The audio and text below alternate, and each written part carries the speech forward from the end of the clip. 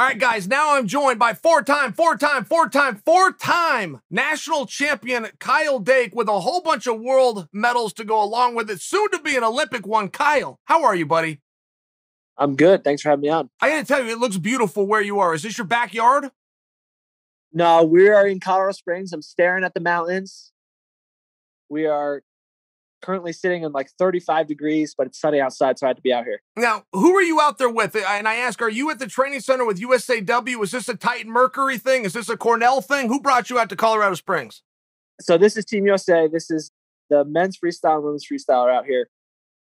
And we're just doing like a little orientation camp just to kind of get back in the swing of things, go over a few, key positions and having some fun. All right, give me a little bit of scoop. And I feel like as wrestler and as wrestling fan, we have so much to talk about and so much to celebrate right now. But there is two things. There is two things looming over us. This isn't a question. I want to tee you on a topic and just get your thoughts. First off is Jordan Oliver, the guy who has done everything right, won the event, but isn't officially in the Olympics. I'd love to hear your thoughts on that. And second, Cox. What happened with Cox and what is going on? Please, Kyle, it's yours. So Jordan was actually my training partner for a little over a couple years ago. So I know Jordan really well. We grew up together. He's an incredible competitor. He's got all the technique in the world. Most of the time it's just whether Jordan shows up or not. And, he seems locked in. He seems focused. And I think he's, one of the best guys in the world. And for him to have the opportunity to go out and qualify the weight, I think he's a great guy to do it. And I think he will do it. So I'm really excited for him. He's not at camp. He's actually back in Chapel Hill. He's still training with his team out there, and they leave for Bulgaria next Wednesday. So he just decided less travel and more focus on getting the job done. Sure. Yeah. By the way, when you speak of that, so if he leaves on Wednesday, I'm guessing, but is the qualifier then, is that next Saturday? Is it that close? No. I think it's maybe. It might be that quick, or it might be. I don't actually know. I just know he's leaving on Wednesday. And have you looked at that bracket at all, Kyle? I mean, there's some hammers out there. This is a mini Olympics within itself. Yeah, I haven't seen the full bracket. I know the guys who are in there. Kajikashvili is one of those guys, Olympic champ at 57. Bekbulatov's in there. He was a Russian guy, went to Uzbekistan. He's got, I think, a Polish guy. He's got a bunch of studs, and I think he's primed and ready to go. His weight, I called him 3 days ago. His weight was under control, and that's sometimes been his biggest enemy. But if he has that under control, he's going to be ready to rock. All right, topic number 2, which is Cox. And could you start me from the beginning? I mean, as a guy that was there, I'm sure you've heard the news that we've all been told, which is just simply didn't know what time the weigh-ins were. Where are we at on that? What was it like being there and seeing a world champion miss the scale? I thought it was a bad joke just because I saw him there working out. So we got there probably around weigh-in started at 7:30. We got there at 6:45 to lose weight. The room was pretty cold. Me and myself, Gabe, Yanni, and Vito were our 4 guys that we had there. And and we had another guy, Evan Henderson, but we were just there doing our normal weight cut. And it was pretty cold, so it took a while for me to get my sweat going. And then once I finally got it going, it was about 7:30, and I was like, "Oh, geez, well, let me check my weight and see where we're at." Just because I wanted to see. I was still a little bit over. Yanni was still a little bit over. Vito was still a little bit over. So we were just like, "Okay, put our stuff back on. We have time. It's not that much." And I remember after checking the weight, I could see like in Coach Gray's face, he was just like, "All right, like, we really need to go. Like, weigh-ins have already started." So when that happened, I saw Jaden starting to run, and I was thinking, oh, he was just getting a light warm up in, not much. He'll be good to go. And, he was just in compression gear. He just had short sleeve shirt on and shorts on. And, he was running pretty hard, and I weighed in and I left, and that's all I heard. Like, I saw him, I went and got a little breakfast. He was walking with Coach KJ, and, he was in his street clothes. I'm like, oh, he's going to get breakfast, and that's it. And then I didn't hear anything until probably midway through the first session. My wife called me and said, "Hey, Jaden's not wrestling." It's like, "What do you mean?" Like, apparently he missed weight. I was like, no way. So I got online and checked, and then I didn't get the full story until later, a more full story until later in the day. So where do we currently sit, Kyle? I mean, I heard something very early on that he was going to file a protest. I don't know what kind of process there is. And let's not forget, even if you allow him in the tournament, there's a misconception that it would be Jaden versus Kyle. Excuse me, if he gets in the tournament, he'd be in the semifinals of the challenge. So it's very complicated, but is there a process? Is there anything being pursued? Honestly, I have no idea. Coach KJ and Jaden were here yesterday. I didn't get a chance to talk to him in depth about anything, but I don't know what process there is. I know for myself, I was really looking forward to those two wrestling, anticipating, Colin Moore's great. Hayden Zomer's great. Mock's great. So he would have had to win a couple matches just like I did. But, I think everyone was kind of expecting Jaden to wrestle Kyle, just because Jaden's he's undefeated the past 2 years, and he's been, a staple for USA Wrestling. And Kyle, I'll tell you, one of the guys did as well as anybody did this year, but it's your training partner in Gabe Dean. For a guy that said, I'm walking away from the sport, but spent so much time practicing with you, helping the other Cornell guys, shows up to the US Open and wins it, right? I mean, when it turns out a training partner accidentally is the best wrestler in America, it's one of these really cool things. He gave David Taylor, very hard problems. Dean did this amazing job. I'm hearing this, I believe Christian Pyle was my source over at Flow, said the Dean boys are going to leave Cornell and possibly end up, I think the rumor is Michigan. Any truth to this? Are the Deans gone? Did you lose a workout partner? Yeah. So Max entered the transfer portal 2 weeks ago, and Gabe has decided to move back home and work for his dad. And so, yeah, I lost 2 training partners. I'm not sure where they'll end up. If it's in Michigan or Michigan State or wherever, if it's somewhere out there, I think Gabe will probably still be involved helping Max. But as of right now, there's no more details from those two. Gotcha. All right. Well, I will wish them the best. I'm sure we're certainly going to hear, right? I want to say that Max was ranked number 2 in the country, so he's going to come back, have a fun season we'll all hear about. But now that you're down partners and you're right on the cusps of the games, what will that look like moving forward for training? USA Wrestling gets a hold of you. They ask who you would like as a training partner, I believe is the process. Will Jordan Burroughs, in your opinion, be part of this camp, be part of this process, be part of ready to fill in should Kyle Dake get hurt, just by example? So my training partner is Yanni Yakmahalis. He's been a guy that I've been training with the past, 2 years, basically. And he's got a really good feel, and he just loves to be on the mat. So anytime I need him, he'll be there for me. But we have training camps. We have 3 training camps plus acclimation camp, and we'll have the alternates there, and then we'll have plenty of partners. So I can wrestle with Jordan Oliver. I can wrestle with David Taylor, their training partners that they're bringing. So we'll have plenty of partners to roll with, and hopefully we'll find out soon what that looks like. Headed over to Tokyo. The details are still up in the air, and who's allowed to go and what we're allowed to do. So I'm kind of just waiting, not really trying to think about it too much. I'm in Colorado Springs right now training. I've had some pretty brutal training the past 2 days, so I'm just gearing up, ready to go. All right, Kyle, I asked that question with a little bit of a passive-aggressive format. Allow me to be more direct. Is Jordan Burroughs going to be part of your preparation for the Olympics that you know of? He's at camp right now. Okay. He's here. I don't know what kind of role he'll play in my preparation. I'm not opposed to wrestling with him at all.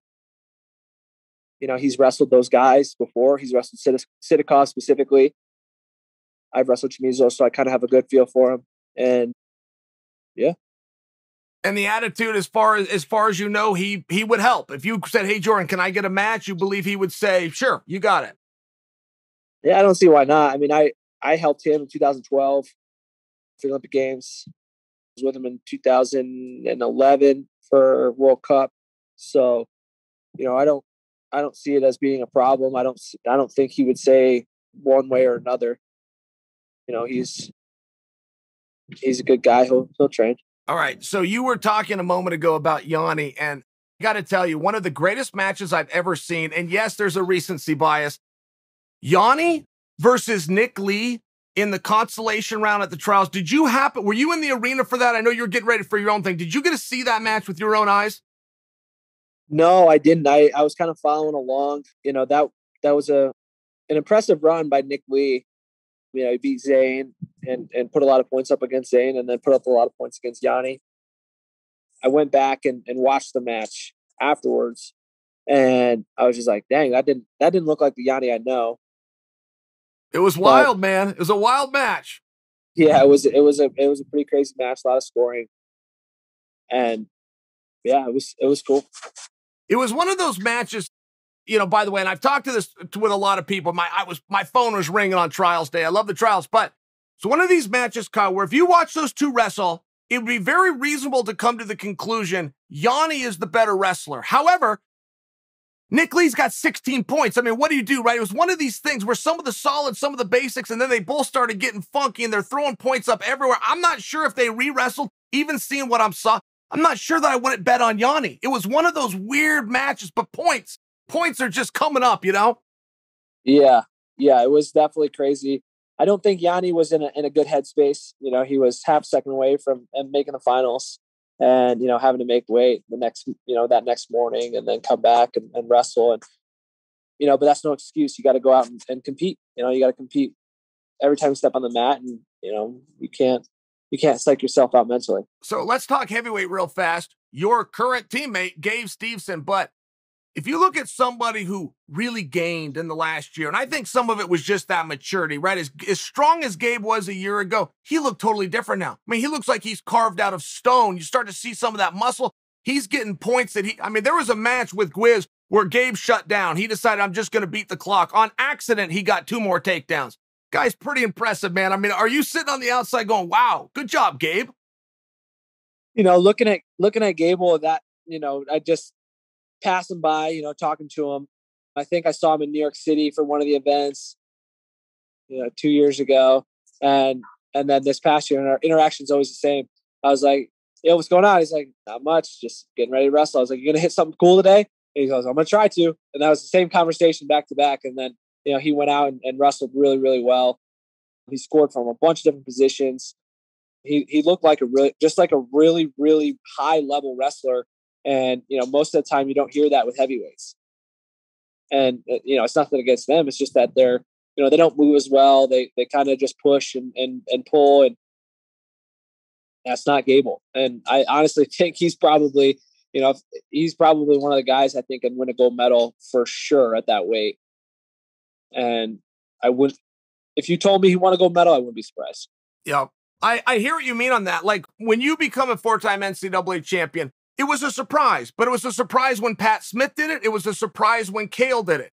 Gabe is the only guy ever in my life where I said, if he doesn't win 4, that will be the surprise. If Gabe Steven gets beat, that will be, I want to say he had 3 world gold medals age group going into college, but he's been that impressive is the point that I'm attempting to make. Like, a gold medal would almost just be all of us go, well, yeah, we kind of thought you were going to do that, Gabe. Yeah, kind of par for the course. Right. He's just so talented. He's so athletic. He's powerful. He's great in all positions. He's got good footwork. He's got it all. He's a complete package. And, I'm hoping to grab him for one of these practices at camp so I can roll around with him a little bit.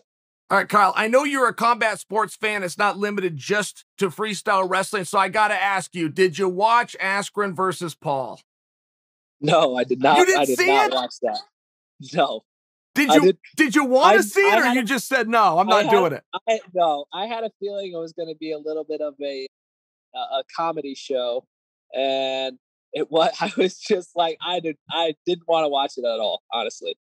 It was no offense to any one of those guys. It was just like, Ben, I don't know how many, I mean, you probably have the stats. How many strikes did he land on his feet in MMA? Sure. 7, maybe.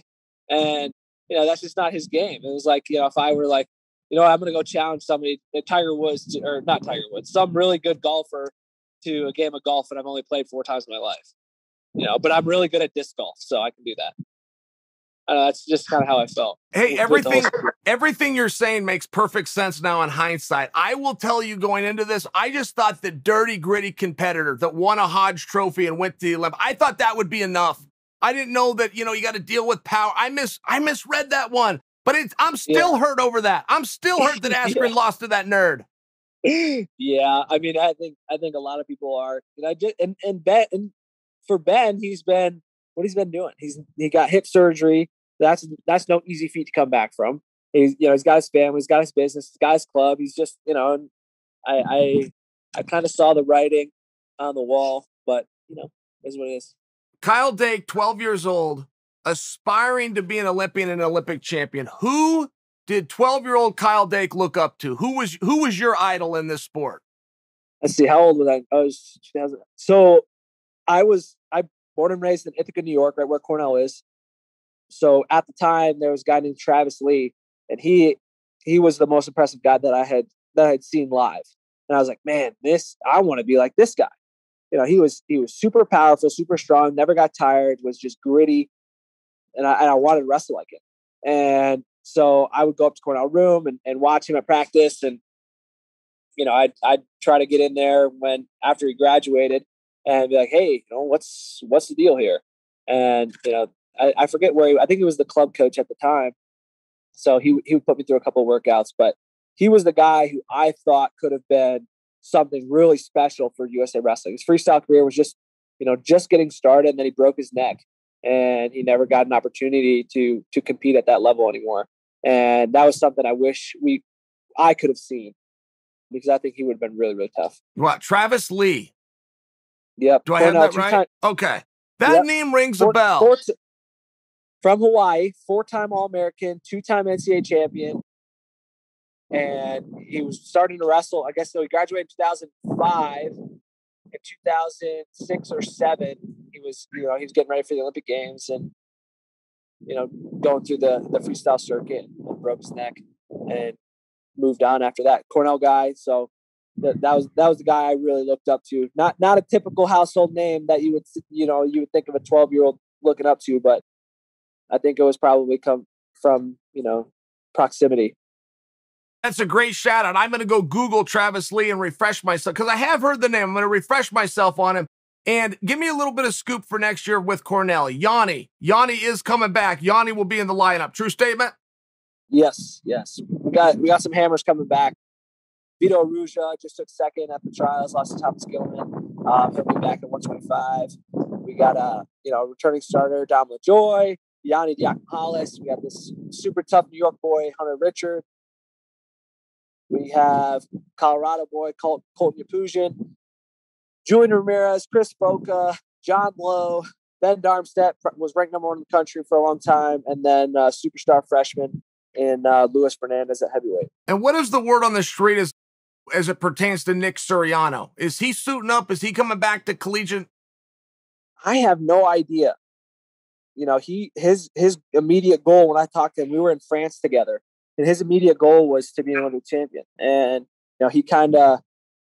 he never got that opportunity, which is pretty sad.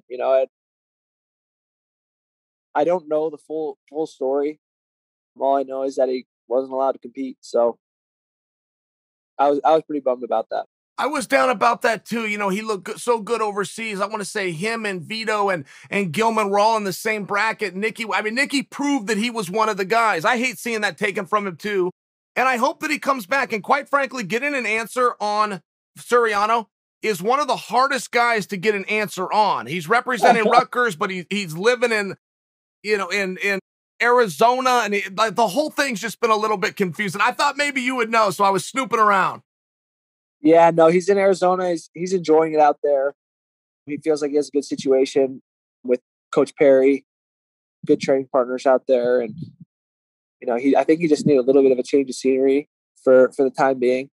Like I said, I have no idea if he plans on going back to school, if he plans on wrestling, what his aspirations and goals are. So, I know a little bit, but probably just as much as you. All right, Kyle, I'm actually going to see you soon. You've got a training camp towards the end of May out in Atlanta. I'm going to come to that camp. I was talking with one of your coaches, Daryl Christian. He's going to try to join us out there. Until then, do you got anything you want to get off your chest? Not much, just super thankful for everyone in my corner, all my sponsors, Functional Patterns, X Athletics, Spartan Combat RTC, and Pure and Clean Sports Type Mercury.